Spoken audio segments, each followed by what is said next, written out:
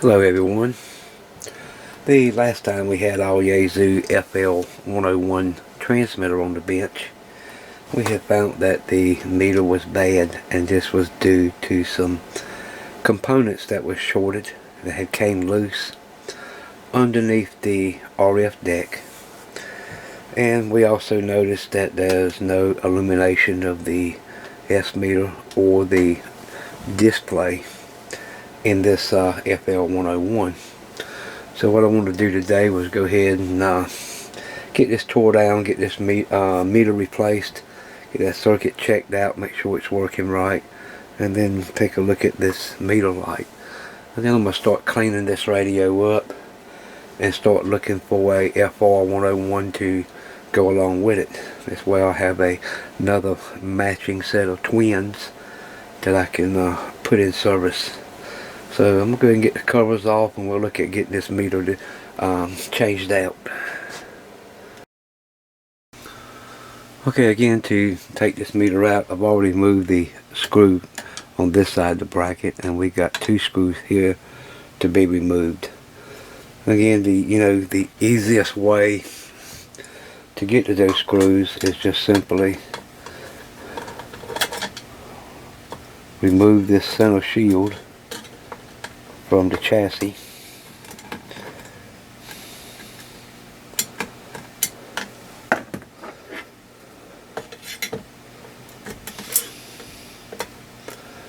Get these screws up out of the way.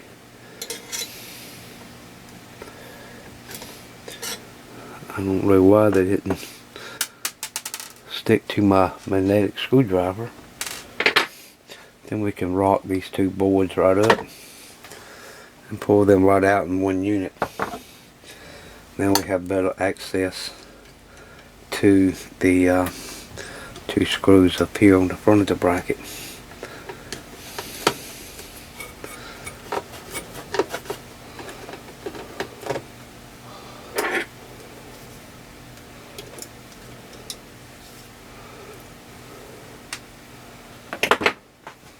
While I do that, let's go ahead and we'll get these two nuts loosened up, so that way we can get the wiring off the back of the meter.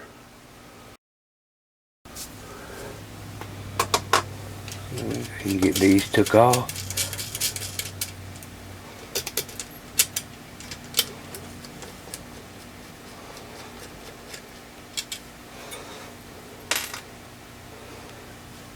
This way our little wire harness comes right out of the way.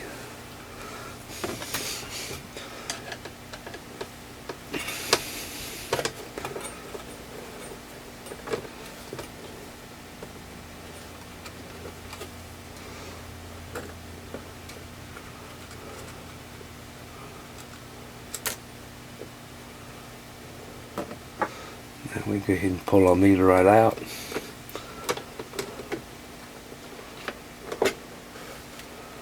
And there's our old meter.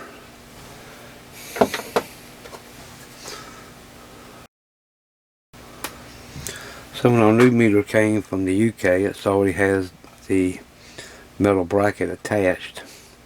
We just need to take off this one side piece, and we need to make sure we zero out the meter before we install it, because once it's installed, you cannot get to this adjustment.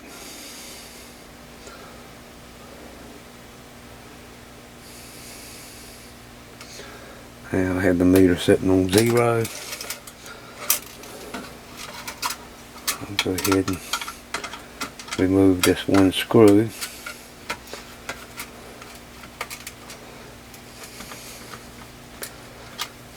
Take a different size screwdriver.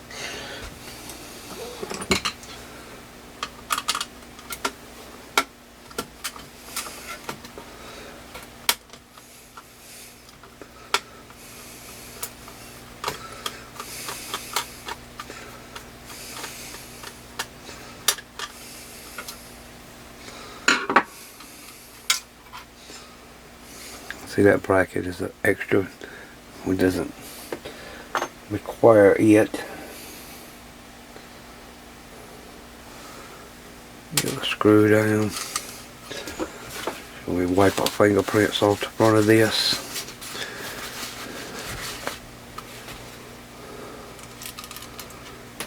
Now we can put our new meter right in place.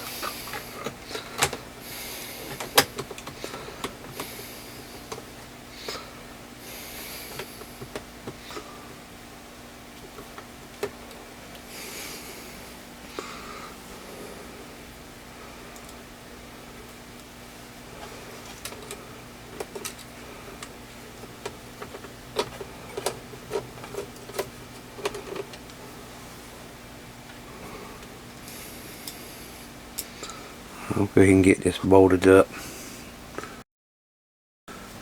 Okay, our new meter is bolted in place. Go ahead and take out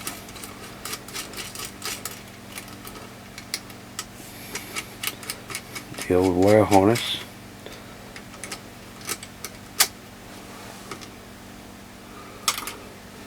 And install the original wire harness back.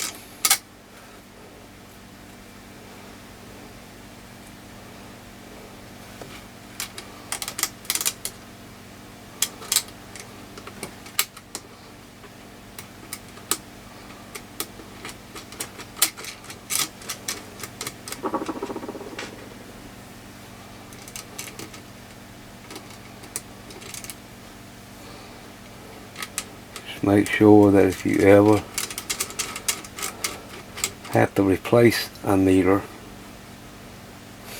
in one of these radios, is that you check the circuit underneath of the PA compartment, because you know, like we say, we know that that circuit had came loose. It went across some high voltage, and that's what zapped the meter. So I'll then get these tightened up.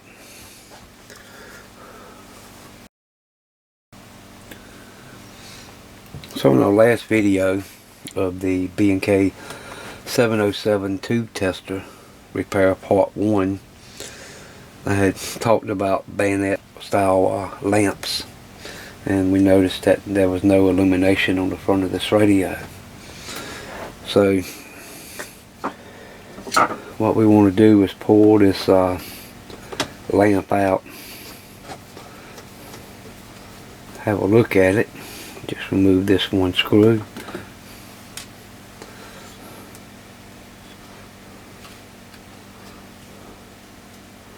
Now we can get to this lamp and we'll take it out. All I'm going to do is just give it a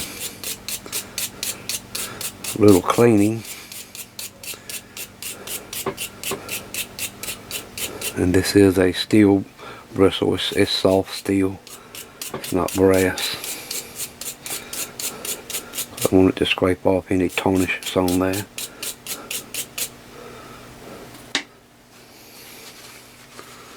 And we'll wipe it down.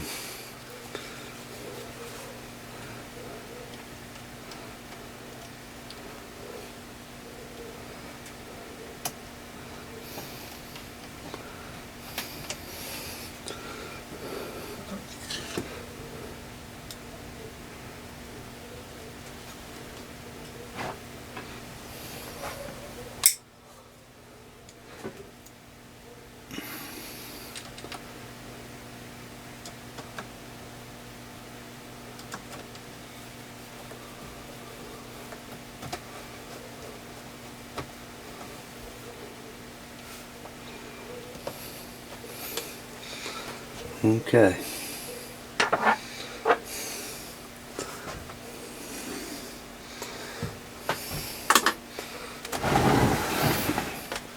Turn the radio around.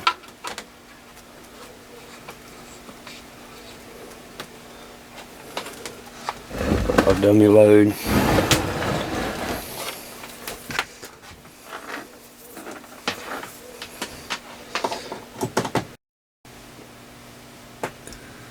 And we'll turn the power on, and you can see the lights are lit up. Give you a little better view of it. You can see both lamps has now come on, and Again, you know, these bayonet style lamps, they are bad for just corroding, getting oxidation on them and preventing them from powering up. Ready to warm up just a minute. We got it in the tune position. Controls was left just like it was the last time. Go ahead and hit the marks button, and you can see our meter is working, and we have power out.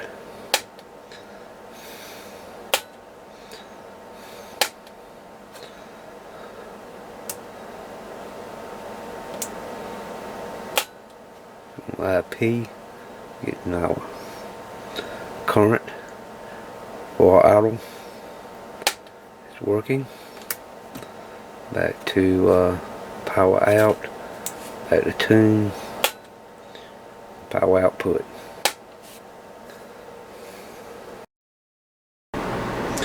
Okay, now that everything else is done, we've got to set the ALC meter. And what we do is go to upper side band and just put the switch in the ALC position. See our meter come up, it needs to be full scale. And we'll go to the mod oscillator board and we'll look at VR2. It's right up here at the front. That's this VR right here, and we'll set that meter for full scale.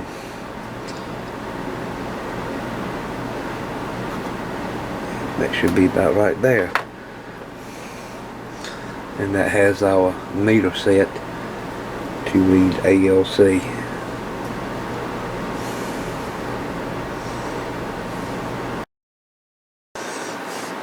Now here on the back of the rig you'll see a potentiometer sticking out that says PO adjust. That's your power output adjust potentiometer. And what we need to do is set it somewhat close to what the radio is putting out when you key it up. So we're going to go to power output.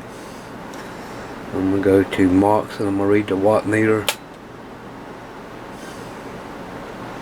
Oh, got to be in tune position.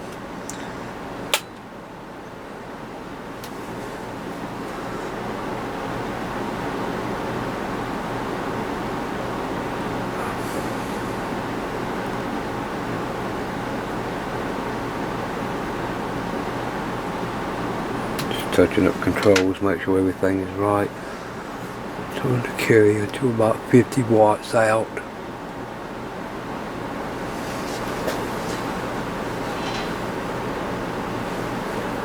And that should be about half scale. So I'll adjust the meter to read about half scale. And that's all it takes to adjust the radio for the meter that we installed.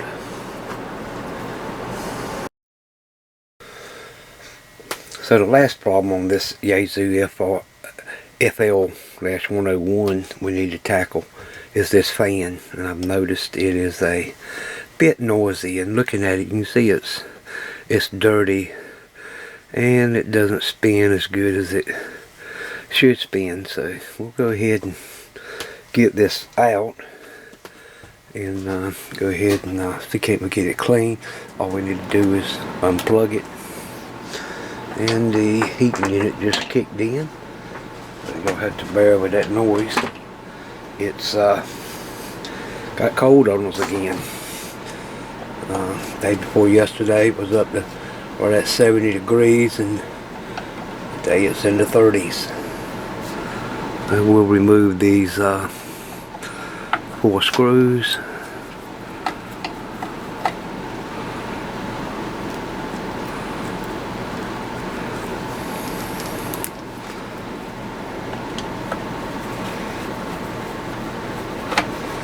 And there is a paper gasket in between the fan and the chassis. And you'll have to be very careful with those if you take one of these off, because they are old. And I've took gasket material before and made new ones. That's basically all this is just gasket material.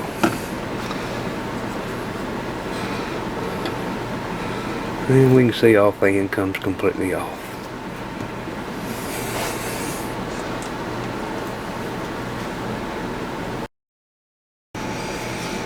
And if you look down in here, you can see just how dirty it is in there. So to get this off, we have a different screwdriver. You need to remove this one screw.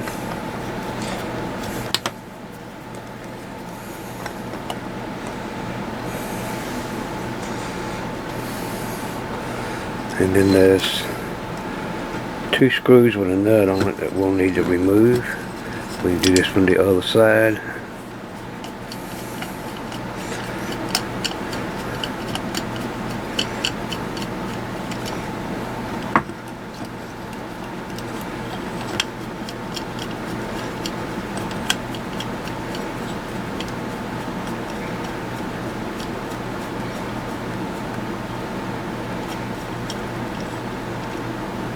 One of them, push it out, make sure we get a little washer out.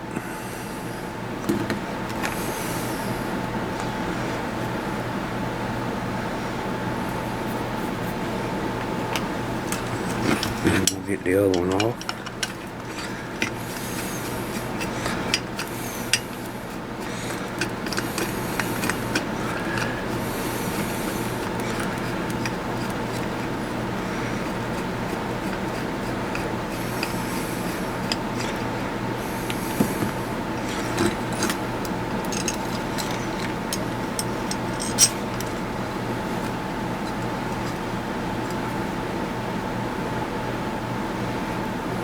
And we can set those aside, and we should be able to pull our fan right out. We got this cable, so unless you desolder the plug off the end of it, you won't be able to get it through this little plastic grommet.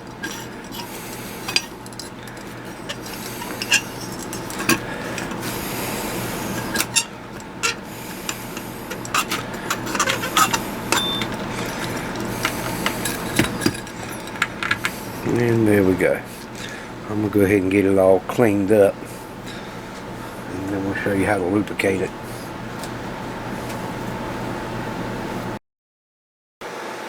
I went ahead and blew all the dust out of the casing and off the fan. I'll go ahead and take this fan off, but before we do,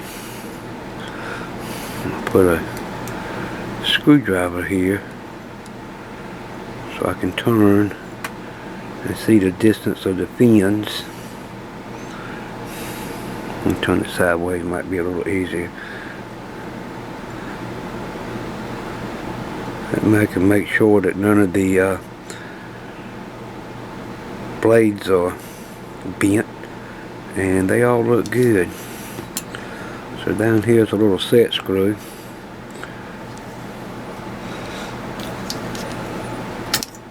And it is good and tight.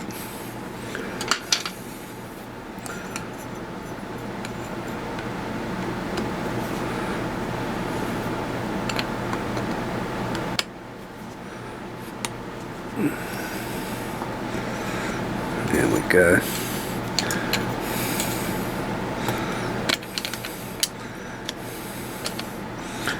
Insert your screwdriver between the brass ring and the front bushing, and you can pry this out. Don't ever pry on the fins itself. Alright, now we can get that cleaned up.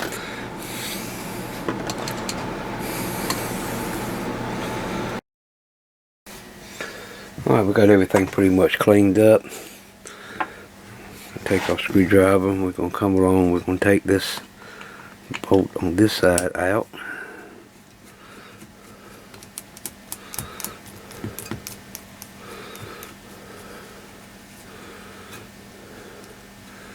And we want to pay attention to how this thing come apart. We can make sure we did it the same way, and we'll take the other one out on the other side.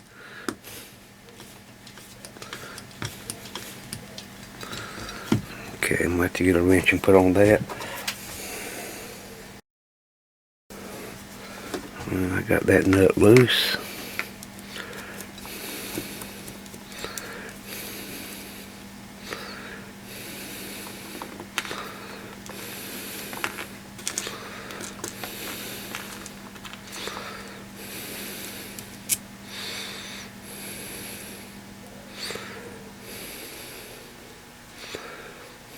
Pull the whole unit out.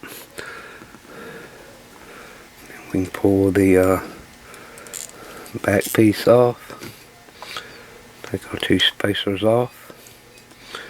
Now we can go ahead and clean all this up.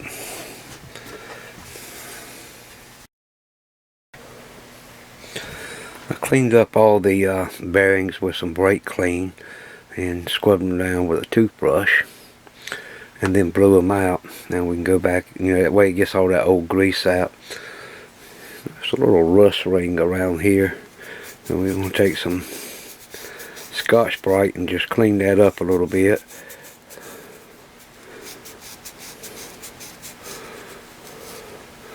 Do the same thing to the end of the shafts. And we'll wipe those down before we install. And inside this coil, there's a little rust ring around that. So we're just going to get in here and wipe that out with this Scotch-Brite. You don't want to use sandpaper. There's nothing here that you need to sand. Just need to remove the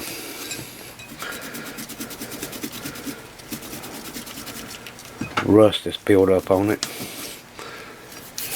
Do the same thing around the sides of the coil. Okay, now I'm going to clean that up and we can put this back together. And all left to do before we put it together is just take some good machine oil and just put a little drop right inside of each bearing.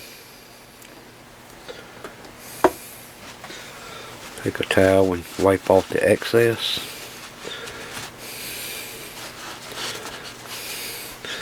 And we'll put this back together.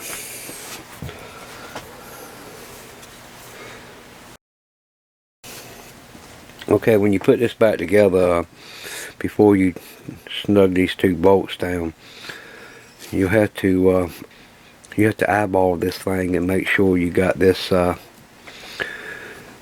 rotor centered, because you can push it over far enough and it'll lock it in place. As long as you got it so it's not hitting, you can cut a piece of notebook paper on each side and stick it in. That'll kind of line you up a little bit.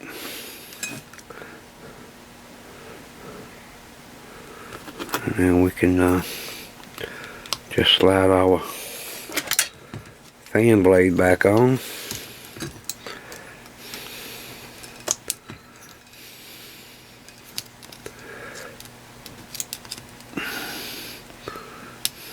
The shaft be flush with the top of the fan. Move it in and out. Make sure it doesn't hit and bind.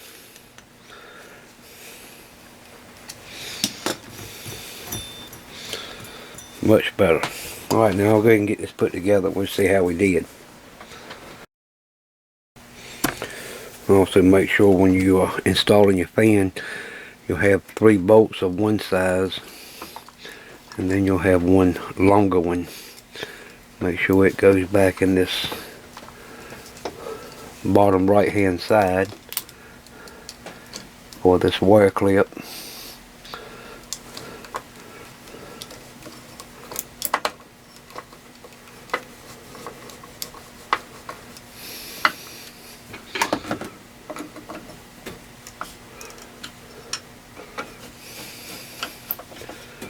Get all these snugged up.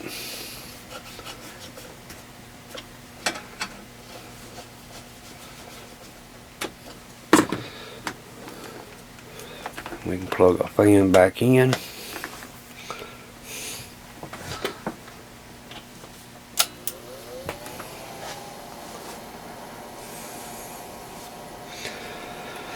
And our fan is spinning,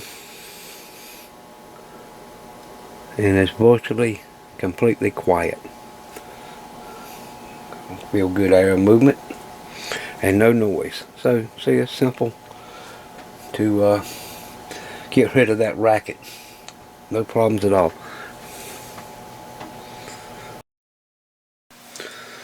So with the fan fixed, the only thing I need to do now is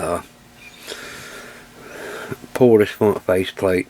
I won't do that on camera, I'll do that off. I think you can find enough of that on YouTube, and get this faceplate cleaned up, get all the knobs cleaned, and then I'm going to see if I can start doing some paint matching and sandblast this cabinet and get it painted, and hope to be a nice little transmitter. So I got the FL-100 in AM mode, have the carrier back down, sitting on 14200, and we have the analog dial right on 0. And there's one good thing about if you need to adjust your transmit, you can do it right through this calibration knob here. So we'll take a look at the IFR error meter. I got it set to 3 kilohertz. We'll get the transmit. See if we can move the meter either way. We can set it right on 0. That easy to do. And listening to the AM transmit, and it sounds very good, little feedback, but that's expecting. Now we're listening through the IFR Super S, so it's not going to have the fidelity of a regular receiver would, but yeah, it's good modulation, and seems to be working pretty good.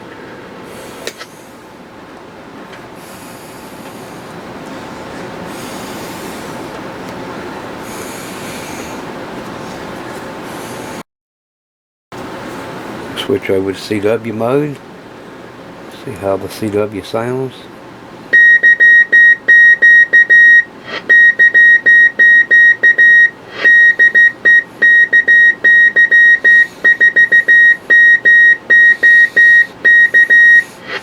And that sounds very good. So it looks like our FL-101 by Yaesu is in pretty decent shape. All I need to do is just give it just a little cleaning. I'm going to probably end up pulling the knobs off and cleaning them, wiping the faceplate down. But as far as inside the radio, I see nothing to do. Yes, it still has all the old original filter caps, but you know, we always holler about changing out electrolytic caps. Well, for some reason in this era, not only with the Yaesu 101 series and the Kenwood 520 series, the capacitors they used back then was just great. Honestly, I have never had to replace but one capacitor in a 101 radio throughout all my years of working on them. These capacitors just was good grade at the time. They don't make them like this no more. Unless there's a problem, I see no need of changing them out. Now, you know, some of the ones, these little molded dip caps, you'll see them split, mostly if it's been used around moisture or so. So you might have to change some of them out from time to time for that reason. But as far as electrolytics in these radios, these things are good to go. So maybe this one, you know, I have two of these. This one will probably end up being my main CW rig. I'm still in the market trying to find a couple of the FR-101s to mate up with these two. So maybe sometime in the future I'll run across one and go through it and have some matching receivers for these. Anyway, you see, simple radios to work on, They're very enjoyable to work on, easy to work on, and getting these things up and running, or usually no problems at all, as long as they haven't been abused, and a lot of modifications done to them. The tubes in these are getting, I ain't saying hard to find, but the quality of some of them you have to watch out for. But these seem to be in great shape, putting out a good 100 watts, no problem. Okay, hope you enjoyed it. Leave your comments down below, and we'll see you in the next video. Bye now.